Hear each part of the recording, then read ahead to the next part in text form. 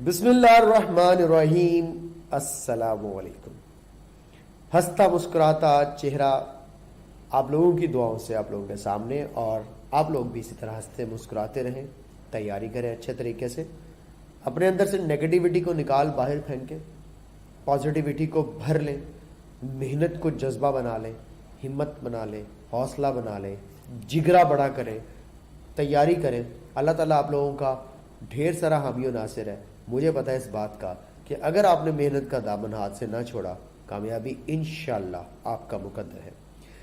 Chemistry के carboxylic acids के unit के साथ बदौलत आपकी पेशी खिदमत एमडी कैट का ये ऑर्गेनिक केमिस्ट्री का छठा यूनिट है, और इस यूनिट के अंदर हम लोगों ने सिलेबस के हवाले से दो बड़े इंपॉर्टेंट एमसीक्यूज देखने हैं। बेसिकली इसमें से 3 एमसीक्यूज आएंगे। एक तो कंफर्म है लास्ट पोर्शन से कि क्लोरो सब्स्टिट्यूटेड या डाइक्लोरो सब्स्टिट्यूटेड या 2 फ्लोरो सब्स्टिट्यूटेड में से कौन ज्यादा स्ट्रॉन्ग एसिड होगा, किस तरह के सब्स्टिट्यूट के लगने से एसिडिक स्ट्रेंथ बढ़ती है या कम होती है। यूएचएस के सिलेबस की बाउंड्री में रहते हुए आप लोगों के साथ ये सारी चीजें डिस्कस करनी है। कोई बीएससी एमएससी लेवल का नॉलेज मुझे झाड़ने की जरूरत नहीं है, जो कि माशाल्लाह से अक्सर असातिज़ा कराम आप लोगों के साथ जो है वो खिलवाड़ करते हैं, वो नहीं होना चाहिए। Stick to the syllabus and the points which are asked in your entry exams. Unit 60 carboxylic acids के स्टार्ट करता हूं। कोर्स आउटलाइन देखिए तो नन्ना मुन्ना सा कोर्स आउटलाइन है। फिजिकल प्रॉपर्टीज कार्बोक्सिलिक एसिड्स की इंक्लूड कर दी गई। आप कहेंगे सर प्रेपरेशन यहां पे मौजूद है। मैं कहूंगा प्रेपरेशन जो है वो पार्ट ऑफ द सिलेबस नहीं है, लेकिन indirectly part of the syllabus बन जाती है, क्योंकि बहुत से ऐसे पीछे मेथड लाइक नाइट्राइल्स की हाइड्रोलिसिस, लाइक अल्कोहल्स की ऑक्सीडेशंस, ये सब हम लोग कार्बोक्सिलिक एसिड्स की प्रेपरेशन में पढ़ के आ चुके हैं। चंद एक मेथड इनडायरेक्टली जो सिलेबस का हिस्सा बनते हैं उनको डिस्कस कर लेंगे। Reactions of carboxylic acids important है, और ये रहा वो रिलेटिव एसिडिक स्ट्रेंथ जहां से मुझे पता है कि आप लोगों को लाजमी पेपर में क्वेश्चन देखने को मिलेगा। आइए आगाज करते हैं। सबसे पहले नंबर पर इंट्रो दे दूं थोड़ा सा कार्बोक्सिलिक एसिड्स का। कार्बोक्सिलिक एसिड्स आपको पता ही है कि जो कार्बोक्सिलिक ग्रुप पर मुश्तमिल होती है, और कार्बोक्सिलिक ग्रुप कॉम्बिनेशन होता है कार्बोनाइल और OH ग्रुप का। इसका मतलब क्या हुआ कि इस ग्रुप की जो रिएक्टिविटी है वो आपको बाकी तमाम ऑर्गेनिक कंपाउंड की क्लासेस से जरा ज्यादा देखने को मिलेगी। जानते हैं कैसे? क्योंकि इसमें कार्बोनाइल ग्रुप की भी रिएक्टिविटी मौजूद होगी, इसमें हाइड्रोक्सिल ग्रुप की भी रिएक्टिविटी मौजूद होगी। यानी कि जनरली कहा जाता है कि carboxylic acids are considered as the most reactive class of organic compound. आगे रिएक्टिविटी में जाके आपसे डिस्कस भी करूंगा। Organic compound containing carboxylic functional group carboxylic acids कहलाते हैं। फंक्शनल ग्रुप सपोज किया जाता है कार्बोनाइल और हाइड्रोक्सिल से मिलकर के। जनरल फार्मूला वही RCOOH। इसकी बेस पर मैं ये लिख सकता हूं कि CnH2n+1 और साथ में COOH। और आपको पता होना चाहिए कि अगर ये हाइड्रोजन और ऑक्सीजन कंबाइन करके लिख दिए जाएं तो ये इसका फार्मूला बनता है CnH2nO2, जो कि होमोलोगो सीरीज का फार्मूला है। इसमें N चेंज करते चले जाएं और कार्बोक्सिलिक एसिड बनाते जाएं। यही फार्मूला जो है वो एस्टर्स का भी होता है, और हम लोग पढ़ चुके हैं कार्बोक्सिलिक एसिड्स और एस्टर्स आपस में एक दूसरे के फंक्शनल ग्रुप आइसोमर्स है। ये रहा कार्बोक्सिलिक ग्रुप की रिप्रेजेंटेशन। ये इसकी 2-3 रिप्रेजेंटेशंस हैं जो आपके सामने मैंने रख दी है। ये कोई नई बात नहीं थी। बाद दफ़ा CO2H के साथ भी शो किया जाता है, COOH के साथ भी शो किया जाता है। क्लासिफाई करो कार्बोक्सिलिक एसिड को जस्ट लाइक अल्कोहल, एलिफेटिक और एरोमेटिक में डिवाइड करूंगा। एरोमेटिक में बेंजीन रिंग होगा, इसमें एक कार्बोक्सिलिक ग्रुप वाले और डाई कार्बोक्सिलिक ग्रुप वाले ज्यादातर एग्जिस्ट करते हैं, यानी कि एक कार्बोक्सिलिक ग्रुप और 2 कार्बोक्सिलिक ग्रुप। एग्जांपल्स अभी मैं शेयर कर देता हूं। एलिफेटिक में देखें तो मोनो कार्बोक्सिलिक ग्रुप का मतलब होगा एक कार्बोक्सिलिक ग्रुप कंटेनिंग, और पॉली कार्बोक्सिलिक का मतलब होगा more than one. More than one में आपको डाई भी मिलेंगे और ट्राई भी मिलेंगे। काफी variety like citric acid, like tartaric acid, बला बला। अब इनकी एग्जांपल्स की तरफ आते हैं। अगर कार्बोक्सिलिक ग्रुप लिंक्ड हो अल्काइल चेन से तो ये एलिफेटिक एसिड्स कहलाते हैं, और अगर लिंक्ड हो एरोमेटिक रिंग के साथ तो फिर एरोमेटिक कहलाएंगे। दे आर फर्दर क्लासिफाइड, जैसे कि मैंने बोला मोनो एंड पॉली। आइए जरा कुछ इनके कॉमन नेम्स को भी देख ले, साथ साथ नॉमेनक्लेचर में डिस्कस हो जाए।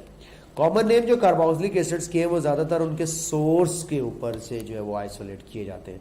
तो सोर्स का मतलब क्या है कि जहाँ से ओरिजिनेट हो रहे हैं। चंद एग्जांपल्स हैं, आप लोगों ने बुक्स में पढ़ी होगी, शायद पूछ लिया जाए कि फॉर्मिक एसिड फॉर्मिका आंट से सेपरेट किया जाता है, एसिटिक एसिड एसिटम यानी कि विनेगर से सेपरेट किया जाता है, प्रोपियोनिक एसिड प्रोटोज पियोन्स यानी कि फर्स्ट फैट से निकला है, ठीक है। अभी फैटी एसिड का भी जिक्र करता हूँ मैं आप लोगों के साथ। ब्यूटारिक एसिड ब्यूटायरम से निकलता है जो बटर में मौजूद केमिकल होता है।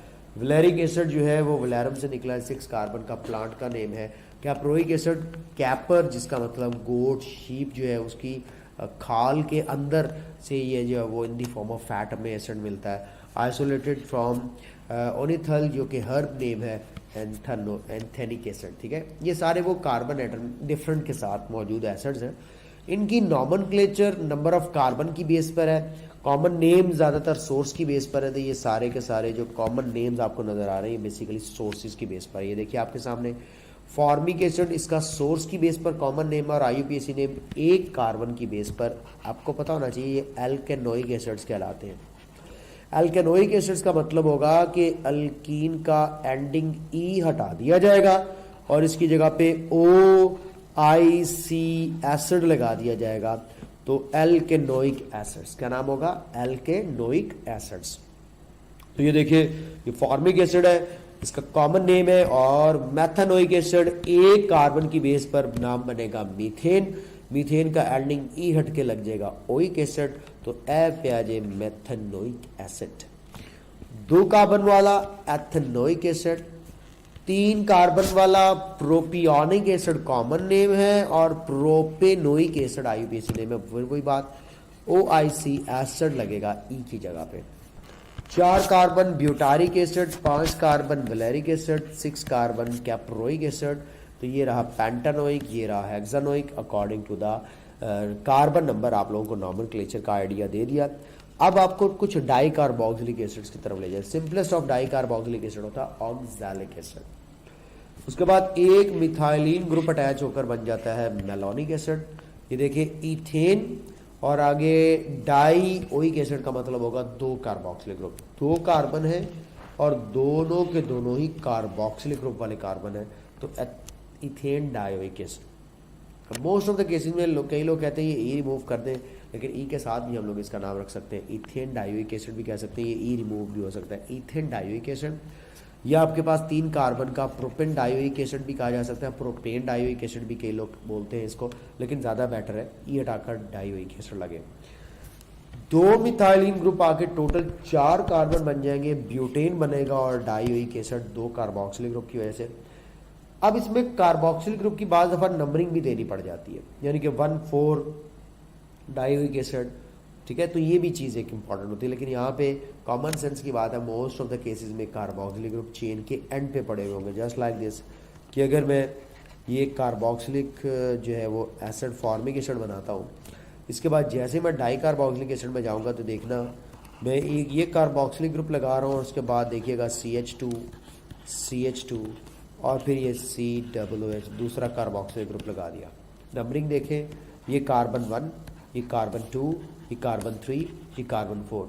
बाज़ जगहों पे हम लोग देखते हैं इसके नेम में 1,4 ब्यूटेन 4 कार्बन की बेस पर ई रिमूव करके डाईओइक एसिड, डाईओइक एसिड। तो 1,4 ब्यूटेन डाईओइक एसिड ये इसके अंदर इंक्लूड कर लिया जाएगा। ये आप लोगों के पास 3 कार्बन मौजूद है और 2 कार्बोक्सिलिक ग्रुप वाले आ गए, कार्बन नंबर 1 और कार्बन नंबर 5 है टोटल कार्बोक्सिलिक ग्रुप वाले। तो पेंटेन डायोइक एसिड कहा जा सकता है, और ज़्यादा प्रिसाइज करें तो 1,5 डायोइक एसिड भी कह सकते हैं इसको, ठीक है। 1,4 ब्यूटेन डायोइक एसिड या 1,5 pentane dioic acid. Just like this adipic acid hexane dioic acid है, पिमेलिक एसिड जो है वो हेप्टेन डायोइक एसिड है। कार्बोक्सिलिक ग्रुप की पोजीशंस बता दें तो ये IUPAC नेम और बैटर कैटेगरी के अंदर इंक्लूड कर लिया जाता है। ओके हो गया। अब ये सारे के सारे आप लोगों के सामने इस वक्त मौजूद हैं। ये अज़िलिक एसिड बड़ा प्यारा सा नाम, ठीक है, तंजीला, ठीक है जी, इस तरह के नेम्स इसी तरह से शायद कार्बोक्सिलिक एसिड से ही डिराइव किए जाते हो। सक्सिनिक एसिड बड़ा फेमस एसिड है जिससे हम लोग जो है वो इथीन प्रिपेयर करते हैं कोल्स इलेक्ट्रोलिसिस के थ्रू। इन सब के नेम्स आप लोगों ने याद रख लेने। इसको हम लोग 1,2 इथेन डायोइक एसिड इसको 1,3 प्रोपेन डाइओइक एसिड, इसको 1,4 ब्यूटेन डाइओइक एसिड, इसको हम लोग 1, 2, 3, 4, 5, 6, 1, 6 हेक्सेन डाइओइक एसिड। ये मैंने आपको नेम्स बता दिए कि कॉमन नेम याद रख लें, चंद देख के IUPAC नेम याद रख लीजिएगा। और अगर आप लोगों को कार्बोक्सिलिक ग्रुप लिंक दिखे एराइल चेन से, यानी कि एरोमेटिक चेन के साथ, तो फिर इनको हम लोग एलिफेटिक एसिड नहीं कहेंगे, इनको हम एरोमेटिक एसिड्स कहेंगे। इनको भी मोनो और पॉली कार्बोक्सिलिक एसिड में ड्राइव किया जा सकता है। ज़्यादातर मोनो एंड डाई कार्बोक्सिलिक होते हैं। पॉली के अंदर ये ज़्यादातर डाई कार्बोक्सिलिक एसिड्स की कैटेगरी के अंदर इंक्लूड होते हैं। एग्जांपल्स हो जाए थोड़ी सी, ये देखो, ये एक कार्बोक्सिलिक ग्रुप वाले, एरोमेटिक मोनो कार्बोक्सिलिक एसिड्स वाले, एक कार्बोक्सिलिक ग्रुप, साथ में दूसरा सब्स्टिट्यूएंट मिथाइल वगैरह या OH ग्रुप भी ऐड हो सकता है। नंबरिंग डेफिनेटली यहीं पर होगी, इसको बेंजोइक एसिड कहेंगे। कार्बोक्सिलिक ग्रुप के साथ बिल्कुल एडजेसेंट पोजीशन ऑर्थो होती है, ऑर्थो पर अगर मिथाइल लग जाएगा तो ऑर्थो टोलोइक एसिड कह सकते हैं हम लोग इसको, या ऑर्थो मिथाइल बेंजोइक एसिड भी कह सकते हैं। और ये इसका नेम याद रखिएगा, ऑर्थो टोलोइक एसिड। समझ जाइएगा, टोलोइन का एसिड, ये रही टोलोइन और ये रहा उसका कार्बोक्सिलिक ग्रुप वाला एसिड नेम। सैलिसाइलिक एसिड, इसको हम आधे घर वाली एसिड भी कहते हैं, ठीक है, आधे घर वाली एसिड। अब ये क्यों कहते हैं आधे घर वाली एसिड? क्योंकि आप लोगों के सामने देखें साली लिखा हुआ है, और साली का मतलब यही है कि इसका कॉमन नेम है यार, ठीक है। तो पता नहीं कहाँ आप लोग चले जाते हैं। कार्बन 1, 2, 3, 4, 5 और 6, 2 पे हाइड्रोक्सी है तो हम लोग इसको 2 हाइड्रोक्सी बेंजोइक एसिड भी बोल सकते हैं। इसको हम लोग ऑर्थो हाइड्रोक्सी बेंजोइक एसिड भी बोल सकते हैं, और इसको कॉमनली सालिसाइलिक एसिड भी बोला जा सकता है, ठीक है। तो ये कुछ ऐसे एरोमेटिक एसिड्स हैं जो सिंगल कार्बोक्सिल ग्रुप वाले हैं। सीधे सीधे से शब्दों में बात की है, कोई मुश्किलात खड़ी करने की कोशिश नहीं की है। इसी तरह अगर मैं आप लोगों से कहता हूँ कि एक बेंजीन रिंग बनाया जाए, कार्बोक्सिलिक ग्रुप लगाया जाए, साथ में CHO लगा दिया जाए, तो बेटे अब ये CHO मोस्टली मेटा पोजीशन पर आएगा, ठीक है। एनी हाउ आप इसको फॉर्माइल ग्रुप के साथ बेंजोइक एसिड बोल सकते हैं, ऑर्थो फॉर्माइल बेंजोइक एसिड, ठीक है। तो ये चंद एक जो एसिड्स हैं ये आपके सामने थे। ये खास तौर पे एरोमेटिक डाई कार्बोक्सिलिक एसिड्स याद रख लीजिएगा, ये पेपर में आ चुके हैं। जब ऑर्थो पोजीशन पर एडजस्ट है 2 कार्बोक्सिलिक ग्रुप, यानी कि 1, 2 बेंजीन डाई कार्बोक्सिलिक एसिड होगा, इसको थैलिक एसिड कहेंगे। जब 1, 3 बेंजीन डाई कार्बोक्सिलिक एसिड होगा तो इसको आइसोथैलिक एसिड कहेंगे। है दोनों आपस में आइसोमर्स, लेकिन पोजीशन आइसोमर्स है। यही अगर 1, 4 बेंजीन डाई कार्बोक्सिलिक एसिड 1 और 4 पे कार्बोक्सिलिक ग्रुप लगा हुआ है तो टेरिथैलिक एसिड कहलाएगा। मैं एक जगह पे पढ़ रहा था, इसके अंदर ये जो मेटा वाला है ये नेचुरली एग्जिस्ट करता है, बाकी ये ऑर्थो और पैरा वाले आर्टिफिशियली प्रिपेयर करवाए जाते हैं कंट्रोल कंडीशन में। बच्चे ने मुझसे एक दफ़ा सवाल पूछा, सर कार्बोक्सिलिक ग्रुप तो मेटा डायरेक्टिंग है, तो यहाँ पे कार्बोक्सिलिक ग्रुप ऑर्थो और पैरा पर कैसे लग जाएगा? बेटे अगर आप कंडीशंस चेंज कर दे, अगर आप सॉल्वेंट मीडियम चेंज कर दे, अगर आप क्लाइमेटिक कंडीशंस चेंज कर दे, तो ऑर्थो की बजाय पैरा की बजाय मेटा प्रोडक्ट बन सकती है, और मेटा की बजाय ऑर्थो और पैरा भी बन सकती है। केमिस्ट्री में सब कुछ जायज़ है, वो जिस तरह कहते हैं ना मोहब्बत और जंग में सब कुछ जायज़ है, इसी तरह केमिस्ट्री में भी सब कुछ जायज़ है। खैर ये तो थी थोड़ी सी बातचीत, इंट्रो, नॉमेनक्लेचर, मोनो और डाई, एरोमेटिक और एलिफेटिक। अब फैटी एसिड्स क्या होते हैं? फैटी एसिड्स के बारे में कहा जाता है कि ये सैचुरेटेड होते हैं, पहली शर्त, इनमें पाई बॉन्ड नहीं होंगे। मोनो कार्बोक्सिलिक का मतलब है एक कार्बोक्सिलिक ग्रुप होगा, और एलिफेटिक होंगे, एरोमेटिक नहीं होंगे, एलिफेटिक। ये 3 कंडीशन याद रखिएगा। पहली कंडीशन सैचुरेटेड, दूसरी कंडीशन एक कार्बोक्सिलिक ग्रुप, तीसरी कंडीशन एलिफेटिक। इनको हम लोग ये पर्टिकुलर नेम देते हैं क्योंकि ये हायर मेंबर्स होते हैं ऑब्टेन होके जो फैट्स से मिलते हैं। लाइक जनरल फार्मूला इनका भी वही है या जो मैंने प्रीवियस बताया। और simplest common fatty acid formic acid है। एमसीक्यू आ जाए कि द कॉमन या सिंपलेस्ट फैटी एसिड, जो सबसे प्यारा मासूम और छोटा फैटी एसिड है, वो फॉर्मिक एसिड है। फॉर्मिक एसिड में क्या क्या खास बात है? एक तो इसमें अल्काइल ग्रुप सैचुरेटेड वाला, अनसैचुरेटेड वाला नहीं है, यानी कि अल्काइल ग्रुप वैसे तो इसमें होता नहीं है, लेकिन ये सैचुरेटेड में इंक्लूड होगा। मोनो कार्बोक्सिलिक का मतलब एक कार्बोक्सिल ग्रुप होगा और एलिफेटिक भी होगा। इसका मतलब क्या हुआ कि बेंजोइक एसिड कभी हो सकता है फैटी एसिड, कभी भी नहीं हो सकता क्योंकि इसमें बेंजीन रिंग है। दो कार्बोक्सिलिक ग्रुप वाले क्या कभी फैटी एसिड हो सकते हैं? कभी भी नहीं हो सकते क्योंकि मोनो कार्बोक्सिलिक एसिड शर्त है। अनसैचुरेटेड एसिड जो है क्या फैटी एसिड हो सकते हैं? कभी भी नहीं क्योंकि हमेशा सैचुरेटेड एसिड होते हैं। तो ये तीनों कंडीशंस आपके माइंड में रहनी चाहिए। फैटी एसिड्स का जिक्र हो गया। सवाल आता है कौन से कार्बन से लेकर जनरली कौन से कार्बन तक फैटी एसिड्स होते हैं? 12 से 20 वाले जेन्युइन फैटी एसिड्स देखने को मिलते हैं, but by definition formic acid भी फैटी एसिड में शामिल किया जाएगा, मोनो, सैचुरेटेड और ऑफ कोर्स तीसरी कंडीशन जो वो फुलफिल करते हैं कि इसमें एलिफेटिक रिंग होता है। ठीक है, ये तीनों चीज़ें आपके सामने हैं।